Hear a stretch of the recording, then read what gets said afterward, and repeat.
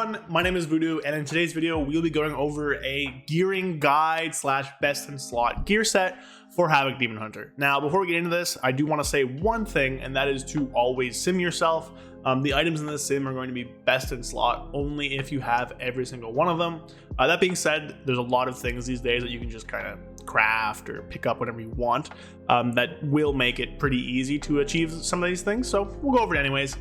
So before we get into that, make sure you like the video, subscribe, comment, all that good stuff helps spread the video around. Thanks so much for all the support on the Havoc guide last week and all the videos recently. You guys are amazing, and with that, let's get into it. All right, so the first thing I want to touch on before we get to like sims and bisc gear is just our tier set for next season. So this season our tier set is Kinslayer's Burdens, which 2-piece gives you agi whenever you spend fury, and 4-piece just gives you more I-beam damage and some fury, so it's not like that good of a set.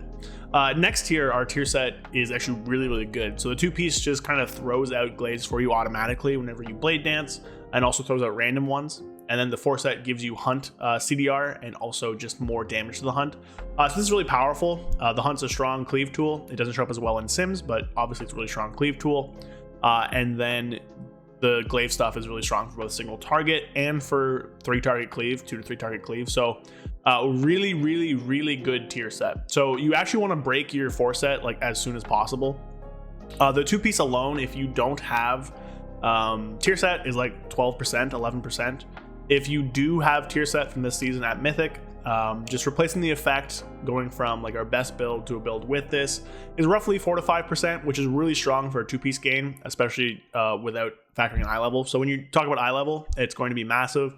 The 4-piece is only roughly 200 DPS over using 2-piece of the new one and 2-piece of the old one.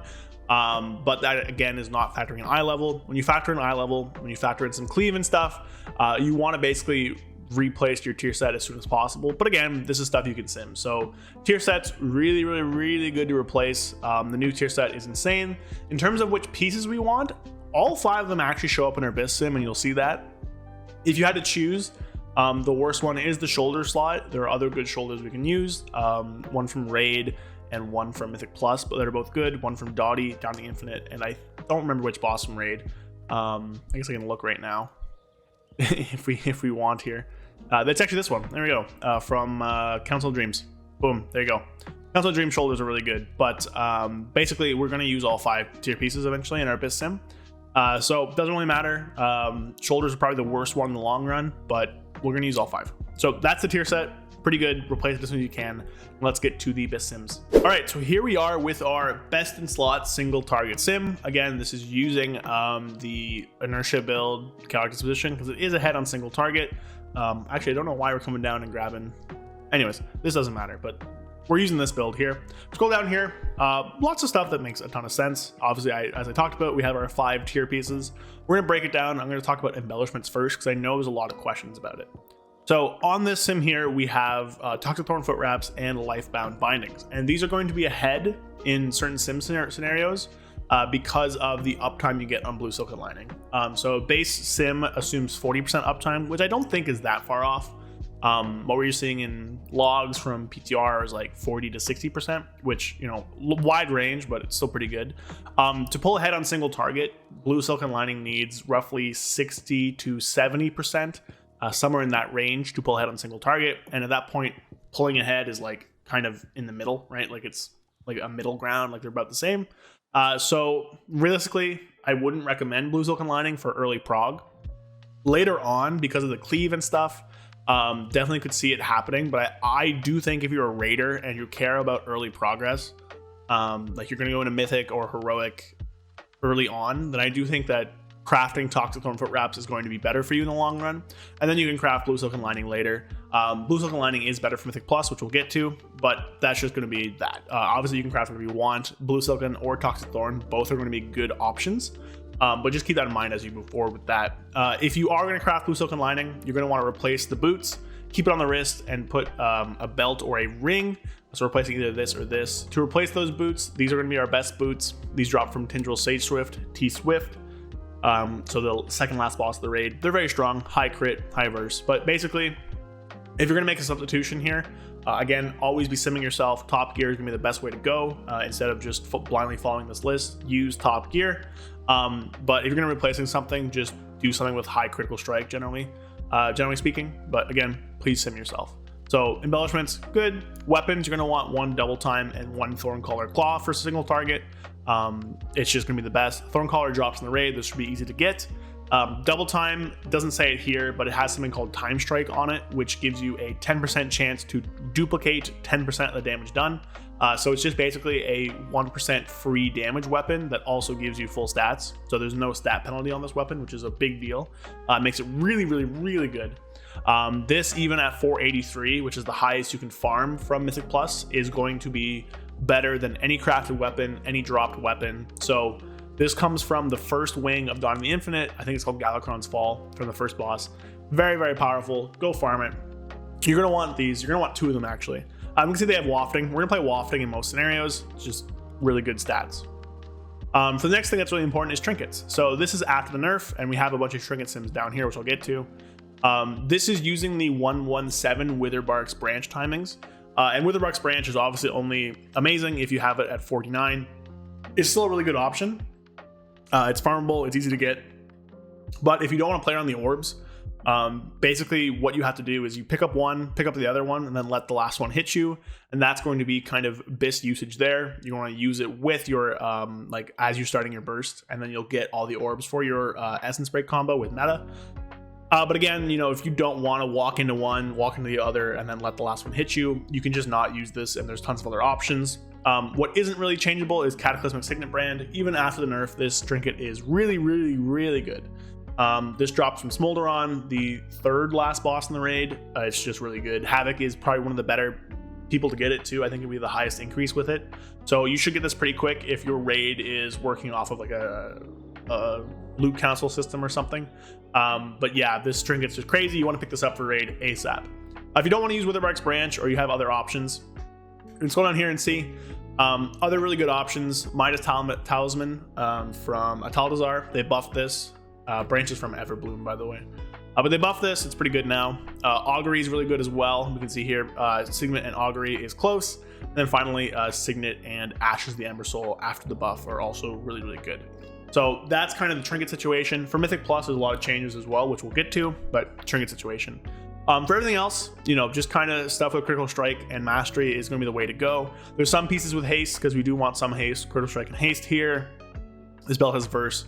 But generally speaking, just items with high amounts of Critical Strike. This neck has high amounts of Mastery, because we do want some of that, and we have a lot of crit everywhere else. Especially with this ring. This is a BOE ring, but, you know, this drops from Raid.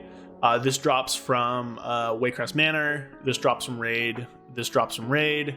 I think this is Agara. This is First Boss. This is, I think, either Nimue or Council, one of those two. This is a BOE. So, you know, lots of raid gear here that looks really good, because again, raid gear is very easy to get to 49. So that's kind of your best in slot single target stuff. Obviously, you should be simming yourself.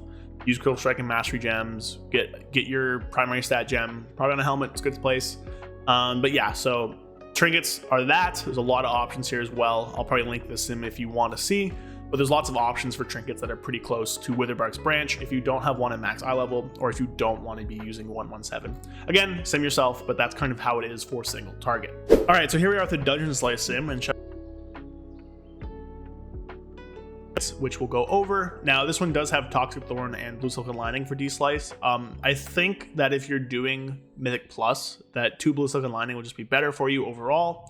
Toxic Thorn is very good for dealing with like bosses and stuff, which obviously Dungeon Slice does push you more towards that. I would recommend, if you're doing it Mythic Plus, to just do Blue Silken Lining here, and then using the boots from earlier, Tacit Ember Walkers from the raid, and then putting the belts or a ring for Blue Silken Lining. Because those are going to be really good. Obviously, this is a BOE still. This is from the raid, so really can pick either slot and sim what's best. But most of the gear is going to be the exact same, and the reason for that is that the build's almost the exact same. We're basically just swapping this point Furious Gaze for a point Ragefire, and that's the only difference between Mythic Plus and Raid, which is pretty good, honestly. But yeah, so the only things that changed here are that you want 2 double time. Double time is much better than the other weapon in AoE, because of this weapon losing stats. So you can see here it has about half the agility and about half the secondary stats as this weapon does. 469 versus 235, and then like 172 versus 281. So roughly half. That's because this weapon did take stat negatives to offset the like effect, and it took both. It took both agility and secondaries, which is an interesting choice to be sure. I don't think it needed that, but like whatever. So here we are. But yeah, so we go back to this. It's 2 double time. You're gonna want both of these. Even at 483, these will beat out any 486 crafted weapon or most 49 other weapons. So you know, pick these up as soon as you can. They're from the first boss from the first half of Dawn of the Infinite, Galakrond's Fall. So grab those. Now for trinkets, we can scroll down here a bit because trinkets are gonna be a little bit interesting. Again, this is for D-Slice, and D-Slice will always kind of prioritize single target over everything else. But we can see here that Ashes the Ember Soul and Pip's Friendship Badge are generally going to be your best. There were some sims done, I don't have them, but the sims done for like multiple target counts as well. Like 5 targets 40 seconds, 8 targets 20 seconds, stuff like that. And Ashes and Pips are kind of the most consistent options. You can also use Branch. Branch is a farmable one, which is also really, really good. Other good options. Coiled Serpent shows up. Surprisingly, I don't think Coiled Serpent's really that good in Mythic Plus. Just kind of a good single target one. Augury is solid as well. Mirror is solid as well. Now, not showing up on here is Crab. I actually don't see Crab at all. I wonder if Crab was simmed. I didn't do this sim. I don't see Crab. Crab's also really good. Porcelain Crab. I can pull it up. I thought it was here, but we can pull it up real quick. Porcelain Crab. Wow. So this is a really good trinket from Throne of the Tides. That's really, really good for dungeons. Obviously, this is not the proper eye level, but basically your attacks have a chance to give you mastery and avoidance. And it doesn't have dodge. It has agility, I think, or maybe mastery. One of the two. Obviously, this trinket was changed. This trinket's really good from dungeons. Probably better than any other non-Pips trinket for your secondary slot. But yeah, so some combination of either Ashes of the Ember Soul or Branch, and then a passive of either Pips Emerald Friendship Badge or this Porcelain Crab are going to be the way to go for trinkets in Mythic Plus. Obviously, these will be better, but these are from Raid. So if you want to farm stuff from Mythic Plus, you can go with the Branch, or the Branch and the Crab, or you know, the Ashes and the Pips and whatever. But there's lots of good trinkets for Mythic Plus that are all pretty close. Again, this is D-Slice.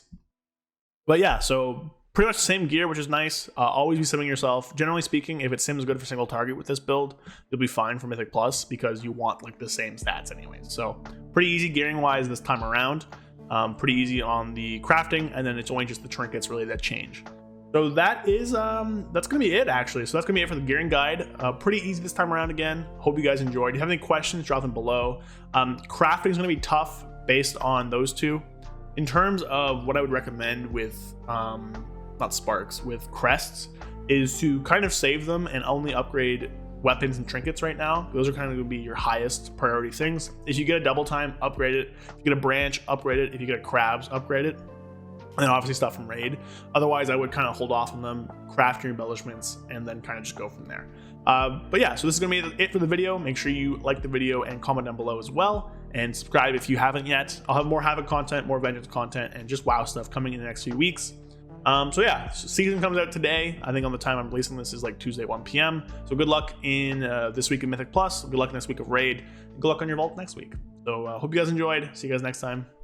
Peace. A big shout out to all of my channel members. Thank you, Andrew Keenel, Fede Gregori, Joshua O'Connell, Latand, Period, Brad Wisniak, Zuligan, It's Bulk, Magic Man 133, and Howley. Again, thank you all so much. You guys are a big support and a big help to the channel. If you want to become a channel member and help support me, get access to a few cool perks, like some exclusive videos, special channel on my Discord and stuff like that, then click the link in the description. Otherwise, thank you all so much, and I'll see you guys next time. Peace.